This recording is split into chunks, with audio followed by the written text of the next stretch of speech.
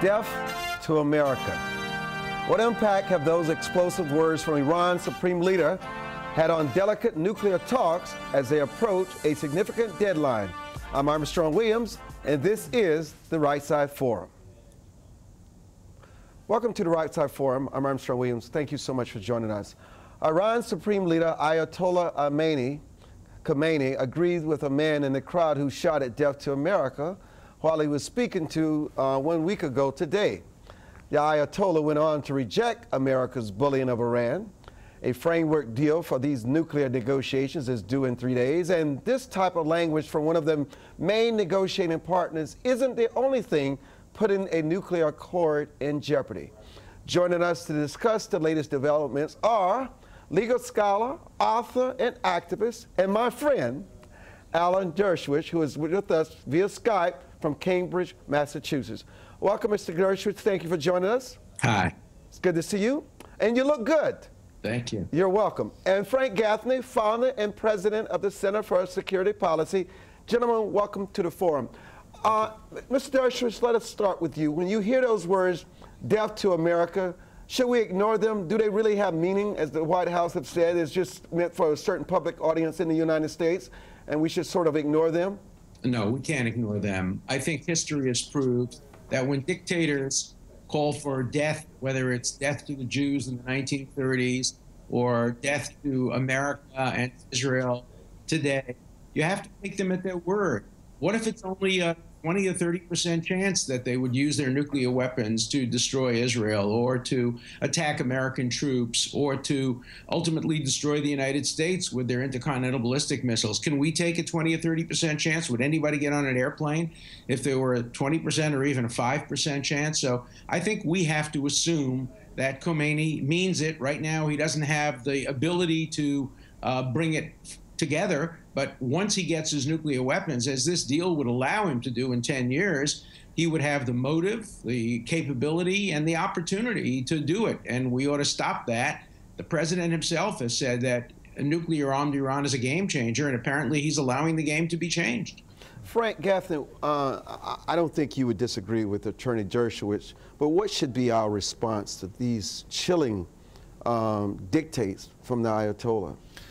Not only don't I disagree, I completely concur. Let me just add, though, this mantra that the Ayatollah spoke of is something that has been consistently not just the kind of thing that the regime encouraged its population to cite at every rally going back to 1979, but it is part and parcel of the policy of the regime.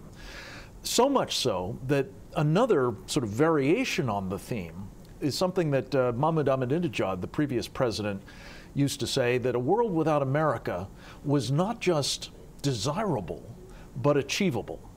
Mm-hmm. And the reason I mention this, Armstrong, is because what Congressman Trent Franks, one of the great leaders on national security in the Congress these days, has pointed out is, in a recent military doctrine that was translated from Persian, Farsi recently, there is a reference to something called electromagnetic pulse, 20 or more times. And why that's so important is a single nuclear weapon detonated by a ballistic missile over our country could in fact take out our electric grid and create a world literally without America. Certainly America as we have known it, America as it exists today.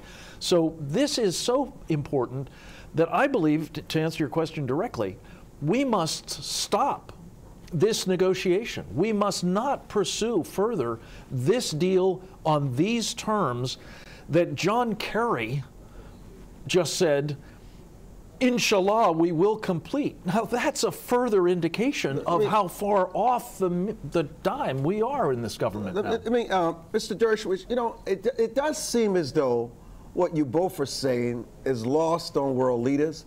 It's lost on the global public, especially here in America. Why is it that we're not hearing these words and other words and activities of people like the Ayatollah and ISIS and everyone else, and we seem to be nonchalant about it? Well, I think President Obama is looking for a foreign policy accomplishment. He hasn't had very many. He's had some, in my view, good domestic accomplishments, but he's looking for a foreign policy accomplishment. A deal with Iran, even not a very good one, is an accomplishment. There'll probably be some Nobel Prizes handed out if it happens, because we're kicking the can down the road, perhaps 6 years, 7 years, 10 years. But as Winston Churchill told Neville Chamberlain when he accepted the deal that dismembered Czechoslovakia, he said, you had a choice between our honor and war, and you sold our honor and you will have war. And I think it's inevitable that this is going to push us closer to war. First of all, Israel is not going to accept this deal. This deal endangers its very existence. Remember that the head of Hezbollah, who is an Iranian surrogate, said he wished all the Jews in the world would move to Israel so they could all be destroyed at the same time, and he wouldn't have to go after them one by one. So you can't expect Israel, who's been excluded from the talks, to simply sit back and say, all right, you, the French, the Germans, the Chinese, the Americans made a deal to put our country at risk, and we're expected to accept it the way Czechoslovakia accepted their dismemberment, which led to their destruction in the 1930s. No, it's just not going to happen. I think this makes war more likely. It makes nuclear proliferation more likely. Already the Saudis are trying to get nuclear weapons. The Emirates will try to get nuclear weapons. President Obama said he became president in order to impose nuclear non-proliferation, and the legacy he will leave will be to increase nuclear proliferation in the most dangerous region in the world. Alan Dershowitz, Frank Gaffney, we're devoting the entire show to this very important conversation with Mr. Dershowitz and Gaffney about the nuclear talks and the death to America sentiment in Iran when the Right Side Forum continues.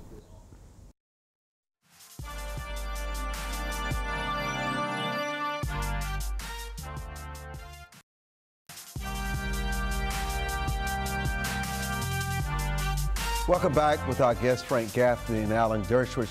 Mr. Dershowitz, obviously, if Iran is behaving this way and they don't have nuclear weapons, imagine what they would become if they are able to secure them.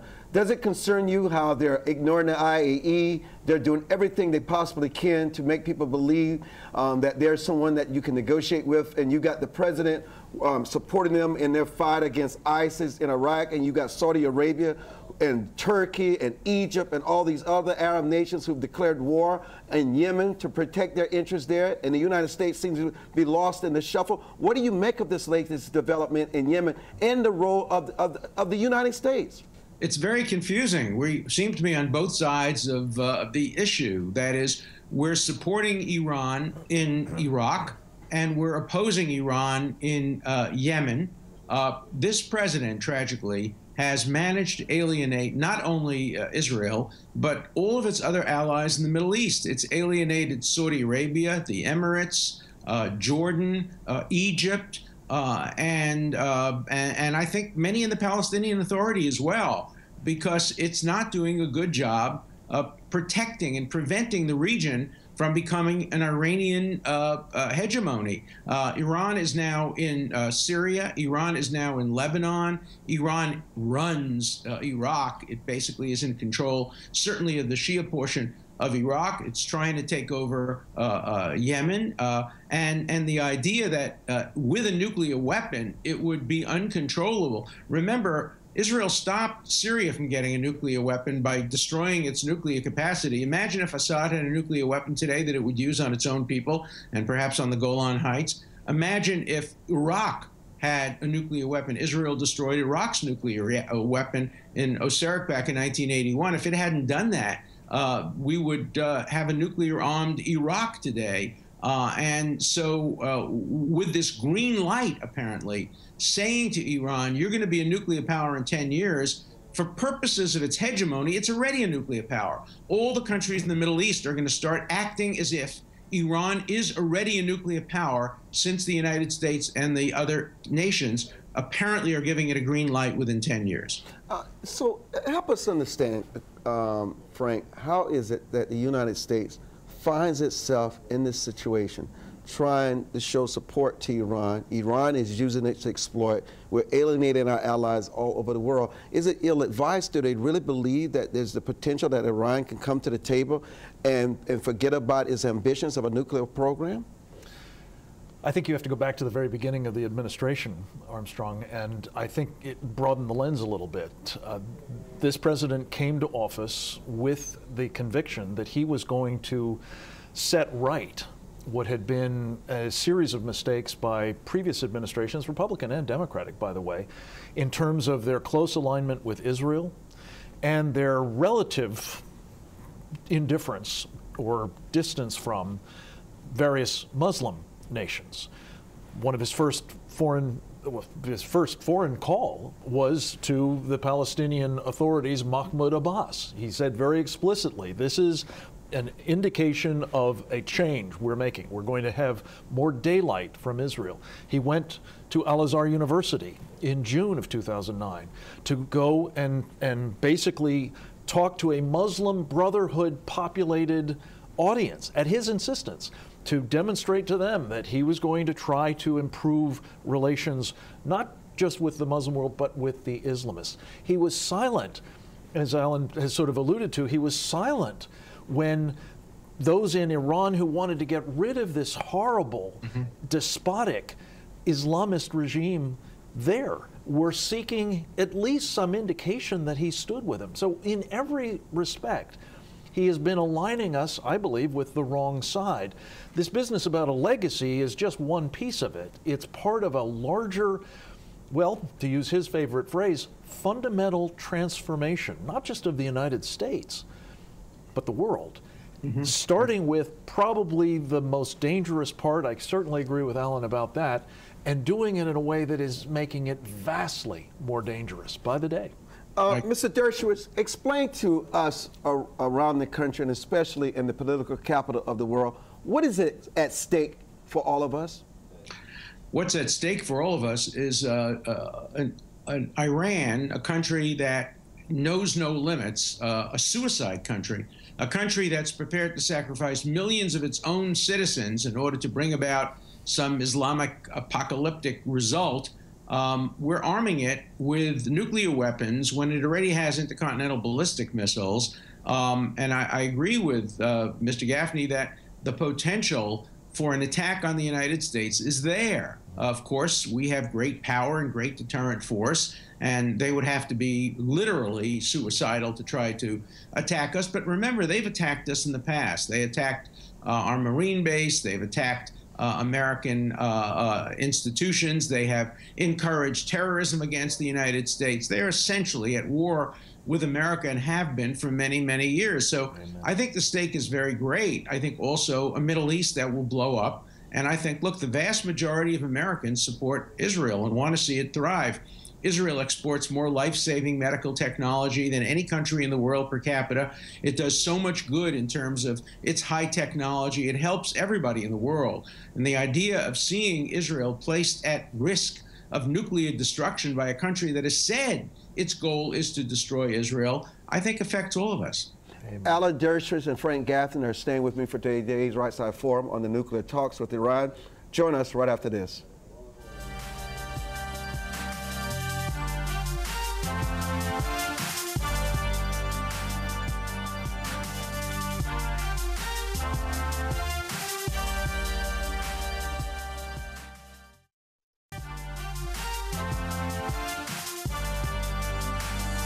And welcome back, and thank you so much for joining us. I'm Armstrong Williams.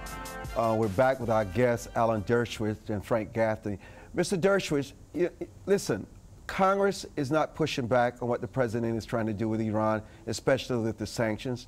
The Congressional Black Caucus, which is a swing vote, are enabling what the president is doing. You have many leading Jews in this country who are enabling the president in doing what he's doing. You have the media who seems to vilify anybody who challenges the president on Iran. They're making Netanyahu in Israel to be a villain and the enemy of every state. Where is the support? Where will the voices rise to make Americans realize that it's not just the threat against Israel, but it's the threat that can happen here in the United States that you so eloquently discussed in the last segment? Well, the tragedy is that Israel used to always be a bipartisan issue, and in many respects it still is. Of course, there's much stronger support among Republicans for Israel. Recent polls demonstrate that conclusively, and Republicans are virtually to a person against this deal, and some Democrats are too. Senator Menendez, who now has some of his own problems, has been a stalwart in trying to make sure that Congress has some input on this. We're going to see now whether or not Senator Schumer steps up. He's the heir designate to the majority leadership now that Harry Reid has indicated he's not going to run again.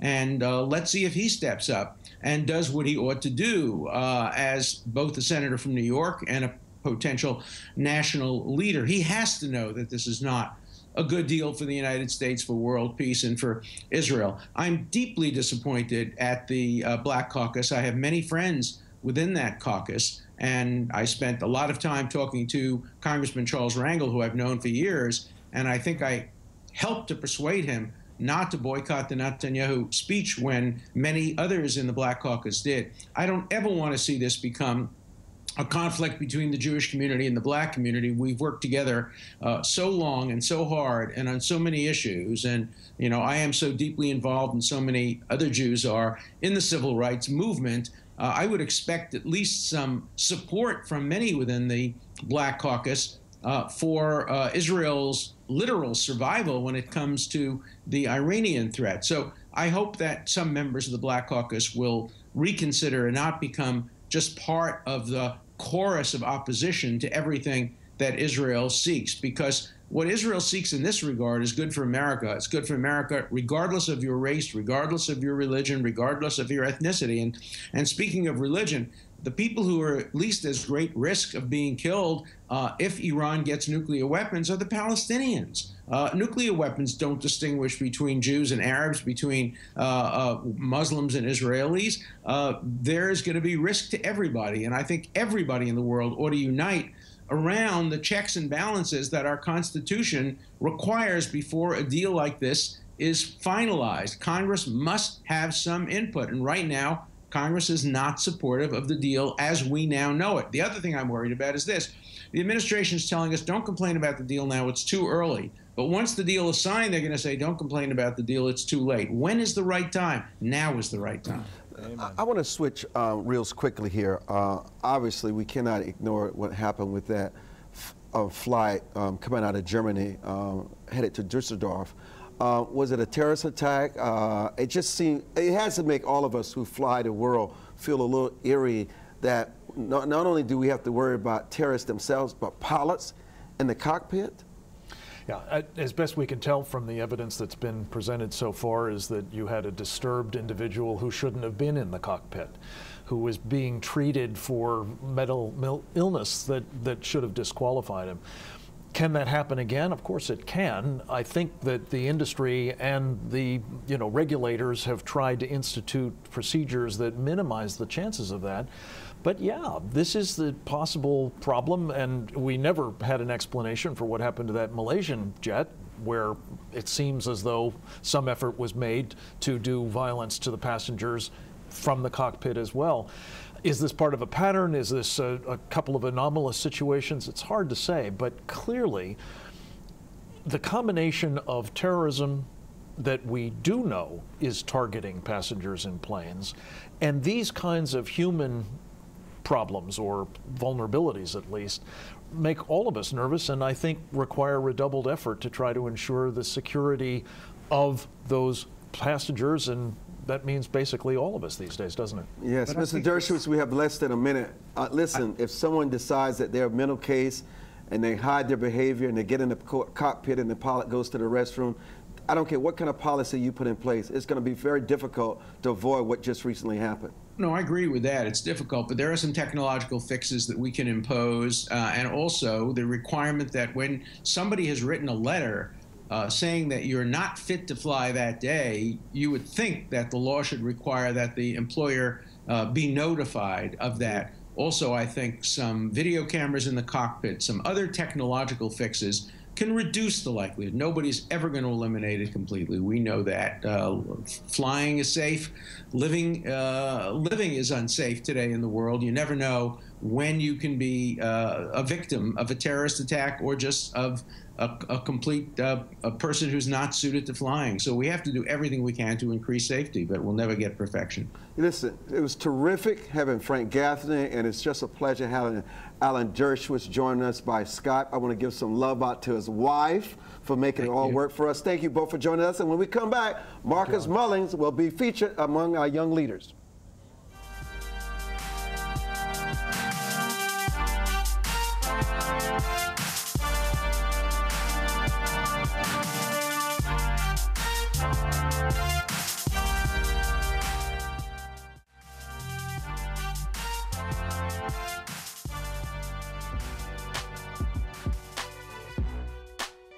Hello, my name is Marcus Mullins.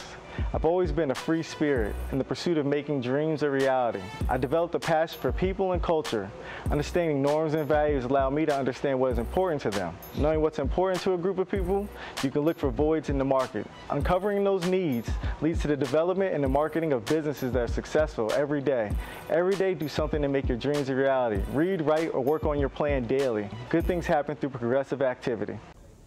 Impressive, Marcus. Thank you for joining us. Listen, Iran's mission is to bring about apocalyptic destruction to the world, especially to America. Wake up, America, before it's too late. Thank you for watching us.